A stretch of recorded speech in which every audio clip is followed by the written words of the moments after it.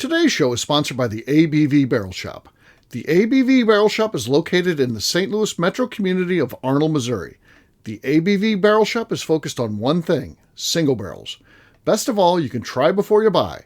Head over to abvbarrelshop.com to sign up for their email and text distribution so you know what they have in stock, what classes are coming up, and who from the industry may be coming in to visit. The ABV Barrel Shop. It's where single barrels live. We are also sponsored by the Bar to Go. The Bar to Go offers traveling minibars that are no bigger than a small purse or toiletry bag. Best of all, they are fully customizable so you can create the perfect piece that is unique for you. If you own your own business, what a fun and unique way to promote what you do. Check them out online at thebar2go.com. That is the number 2 in the Bar to Go. If you have wholesale questions, call my friend Isabel Clark at 504-481-1297. Finally, we are sponsored by the Neely Family Distillery. NFD is a family-owned business that keeps ringing up awards in the spirits world. Head to Sparta, Kentucky to experience the family history, award-winning spirits, and meet the Neely family. Check them out online at neelyfamilydistillery.com.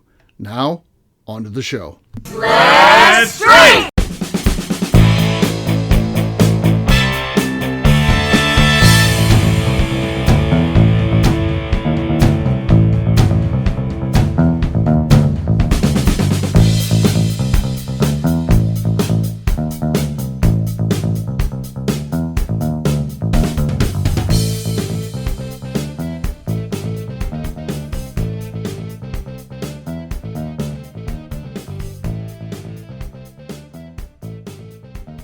Welcome to the Bourbon Daily, the podcast about everything bourbon delivered to you every day of the week. Today on the show, we discuss ticks and the bourbon virus. My name is McNew. Please join me in welcoming my co-host, Steve Akeley, along with our special guests, Kathy Cool, Katie Joyce, and Justine Mays. Hey, gang, what's up?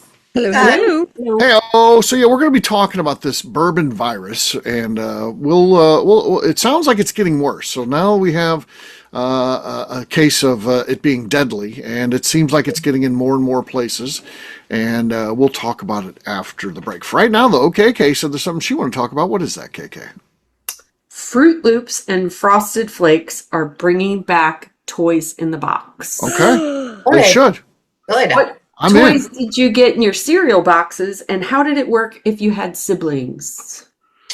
My sister and I both had independent. We would get to choose our own cereals. Yeah. And we got the toys out of there. So as far as the toys that we got, I don't even remember what it was. But I did like getting the toys out of the cereal. I know that. Yeah. Yeah. I'm too old to remember what I got. But I don't remember what I got either, but my brother is 8 years older than me. So I didn't have to fight him for anything. Okay. My family did that you choose your own cereal as well. And so Okay, my you brother followed and that I path, we took our time studying all of the boxes in the cereal aisle of Kroger and deciding which ones might have the best toys in them as well. And then what I really liked though was the activities on the box. And so I liked it when they had like word search or mazes. That's what I remember most about my cereal boxes, that I'd have my entertainment built in on the back side of the box for me. Because we didn't have smartphones. Yeah, true. And that's still my favorite when like a kid's meal from fast food comes with like an activity book or something to do instead of a toy. So if I've had a rough day, I get a Happy Meal from McDonald's to set things right. And I usually say like no toy. And when I had my office, I would keep them for when kids had to see me. I'd give them away. But they're so pointless anymore. But I feel like as a kid, it was actually toys you could interact with more. Like it felt like it was things that would like jump or shoot things or do something with. But now it's just like, this is a current popular TV show, and we made a figurine that sits here and does absolutely nothing. Yeah. This one, it like if you pull it back and then it goes. See, that actually at least that does something. That's a good one. Fun. Yeah. Yeah, I think the cereal boxes, they were usually smaller though than like Happy Meal toys, but I felt like they were more exciting than the things I see now. Like, here's just a big I'm old looking plastic forward to it. figurine. Yeah. I like those cereals. I like Fruit Loops and Frosted Flakes. It has been decades since I purchased a regular cereal, but I think Me I too. would again if I'm there was back. a toy in it.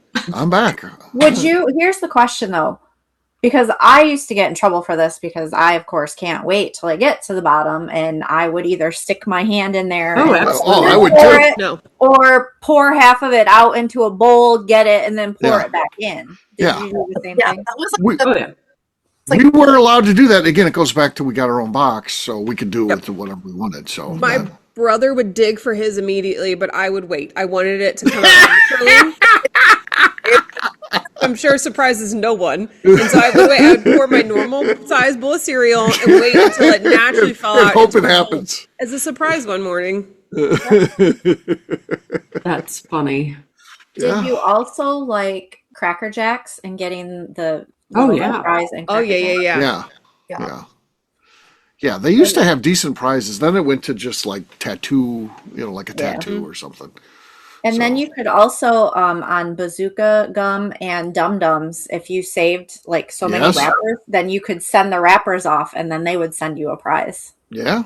Did you used to be on Tootsie Pops too? If you got like the certain symbol on them of like something with a star that you could send them for something? Yeah, because I don't know. wrappers have different like symbols on them. So there was a special one I think that you could send in. Yeah, I think it was like a person shooting a bow and arrow, and if it had like the star at the end of it, then that meant you could send it in for something. If I remember right, but I didn't know that. Yeah. Can you imagine being the person working that department? Opening envelopes of like these gross wrappers and counting them. Yeah, because we would send in the actual like wrappers, and so right. Yeah, God, that had to be an intern. I hope that wasn't like a real person working it. So it was an intern. I hope it was an intern.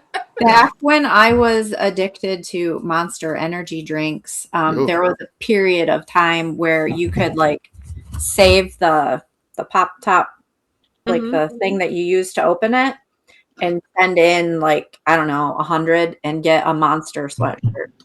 Okay. You get one can. They would send you one can. No. A sweatshirt. You would have to send in like 100 of like the tops. Yeah.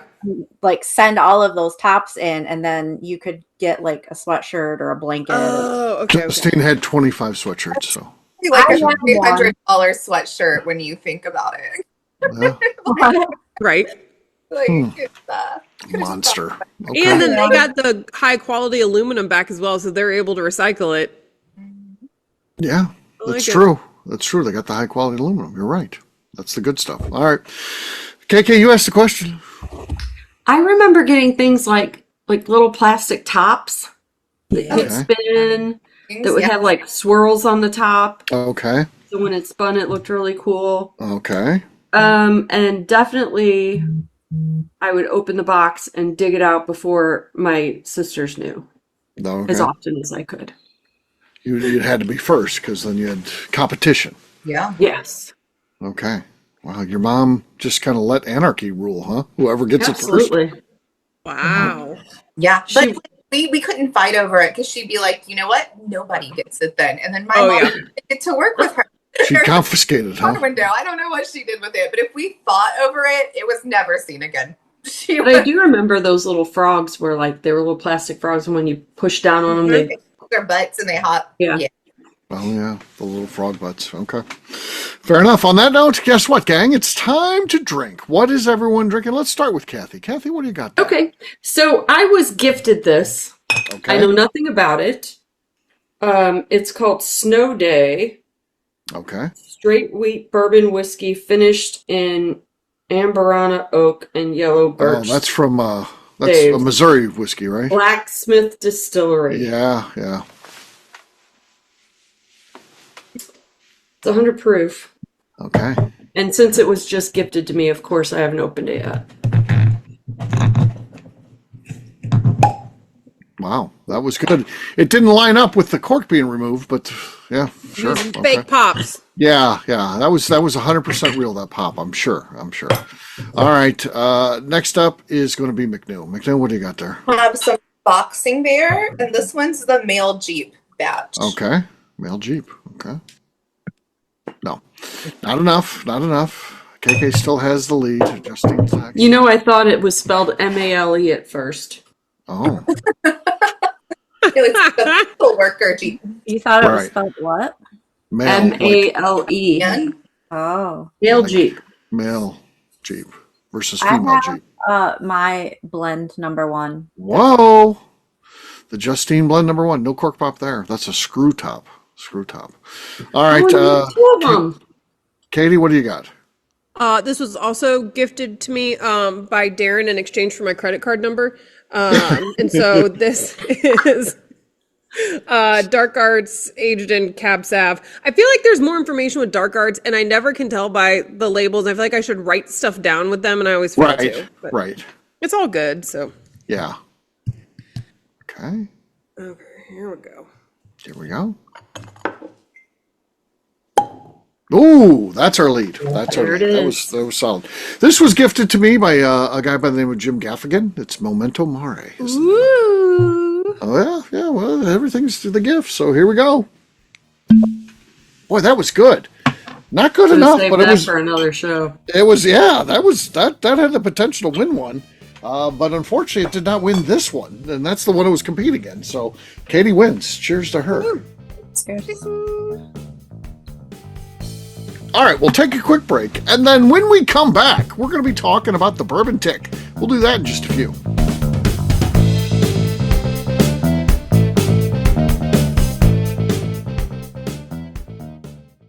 Okay, let's talk about the people that make these shows happen. First up is the Stave and Thief Society.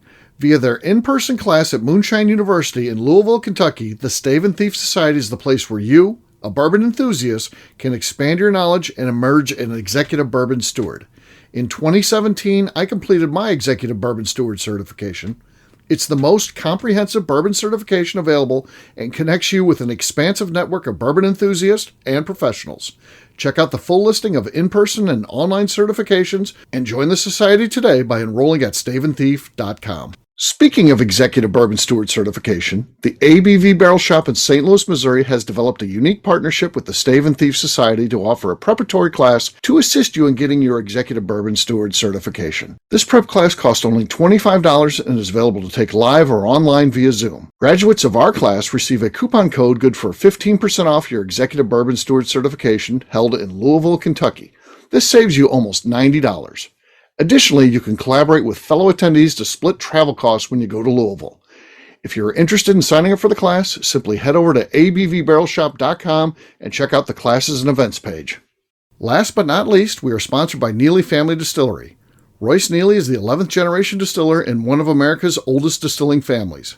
A visit to Neely Family Distillery takes you through family history, where you can see all the artifacts and newspaper clippings through the years from this family that started distilling in America after James Neely arrived from Northern Ireland in 1740. Today, Royce Neely and his team are crafting some of the best spirits in America. Their bourbon and absinthe offerings keep winning top honors in the spirits competitions. Recently, their absinthe made history as the first platinum winner in the absinthe category at the San Francisco Spirits Competition.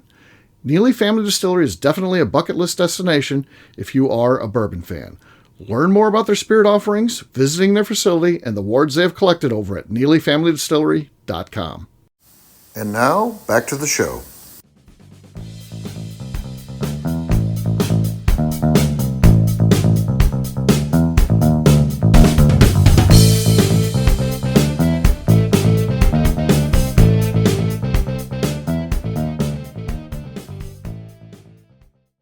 This is Freddie Mills, and you're listening to the Bourbon Daily.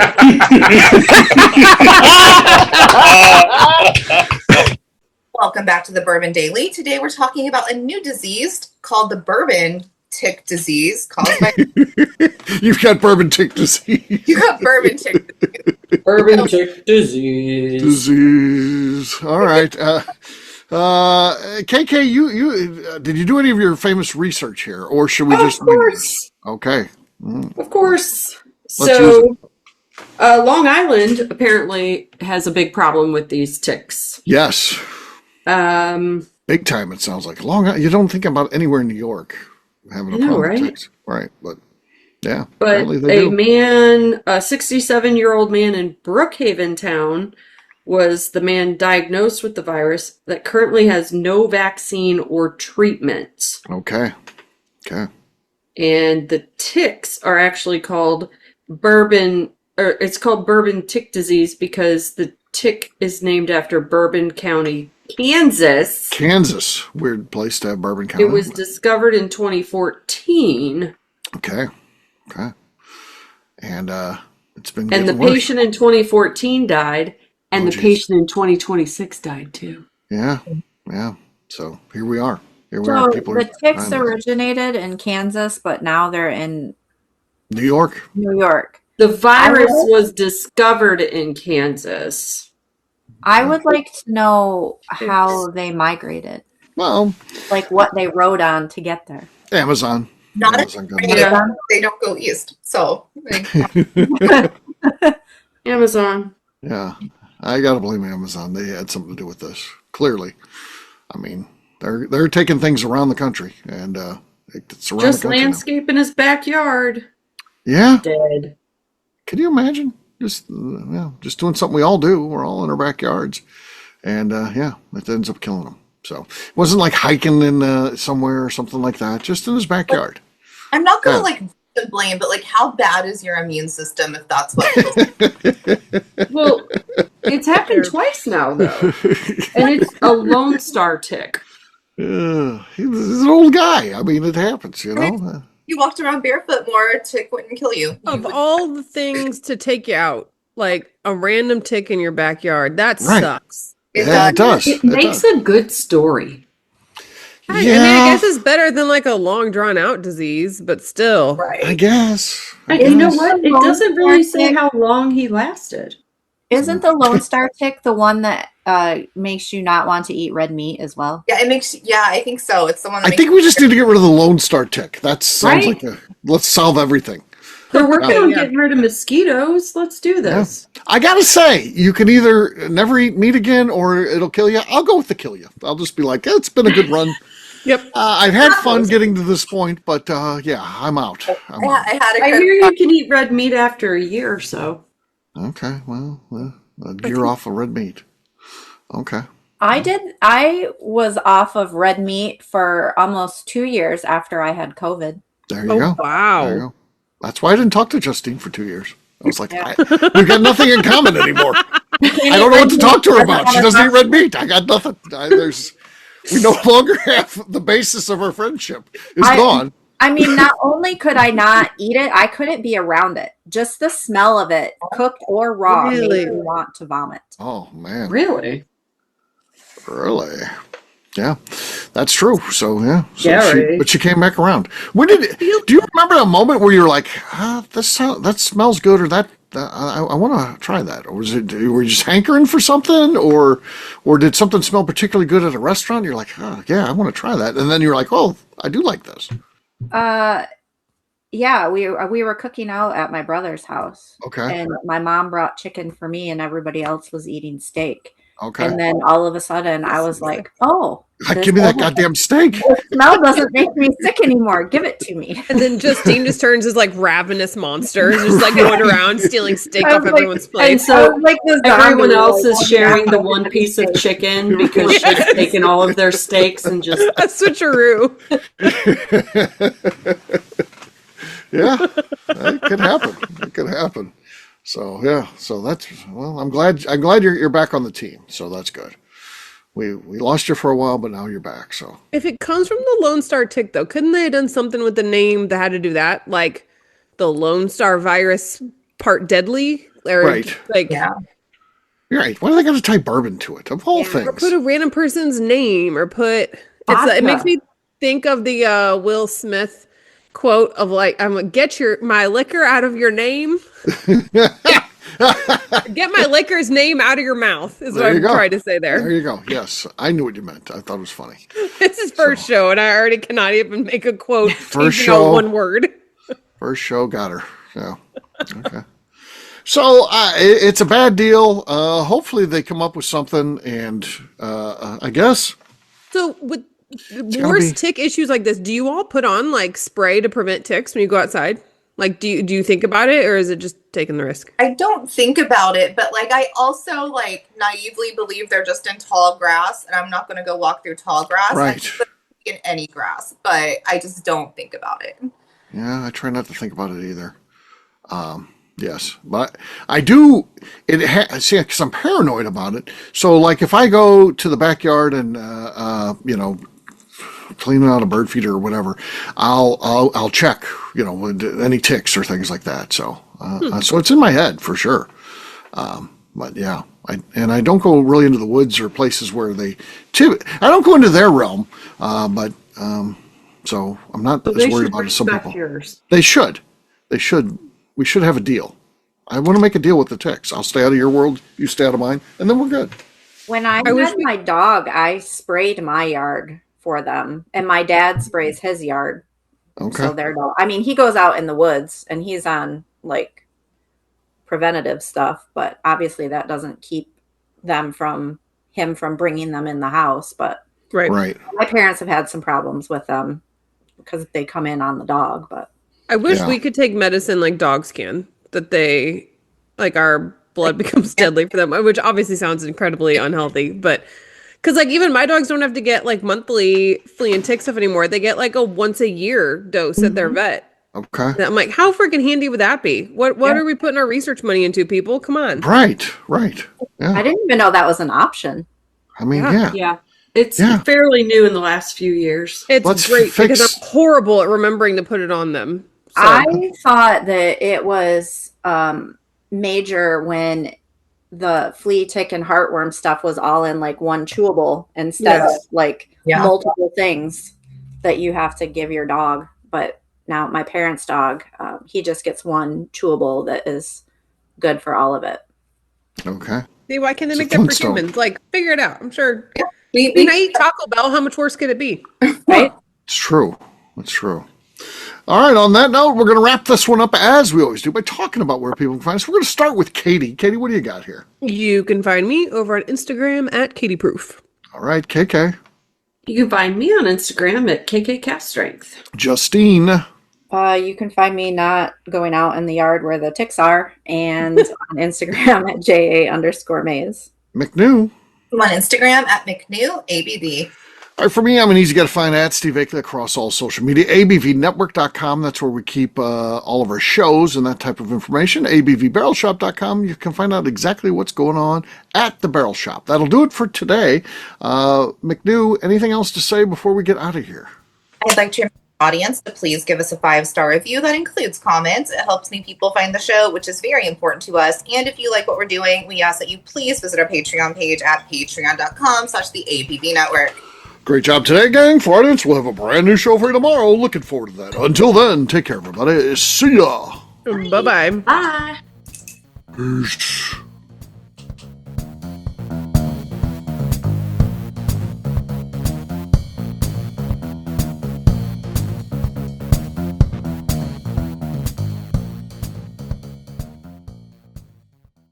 Before we let you go, let's talk about one last thing. The ABV Barrel Shop in the St. Louis community of Arnold, Missouri. The ABV Barrel Shop is focused on a couple of things. First of all, single barrels. We are the place where single barrels live. We go to distilleries, taste through the whiskey, select the best barrel, and have it shipped to our store where we present it to you, our customers, by allowing you to try before you buy. We're also known for the classes that we have in our education center in the store, as well as the events we have with industry professionals from the bourbon business. If you're in the St. Louis area, please come by and visit us at 6 Fox Valley Center in Arnold, Missouri. Or at a minimum, at least sign up for our email and text distribution so you know exactly what's going on in our shop over at abvbarrelshop.com. This is Steve Akeley, owner of the ABV Network, signing off. We thank you for listening to our programming and truly appreciate your support. The Bourbon Daily is part of the ABV Network. For more information or to become a sponsor, please visit abvnetwork.com. Thanks for listening and cheers. This has been a Steve Akeley production.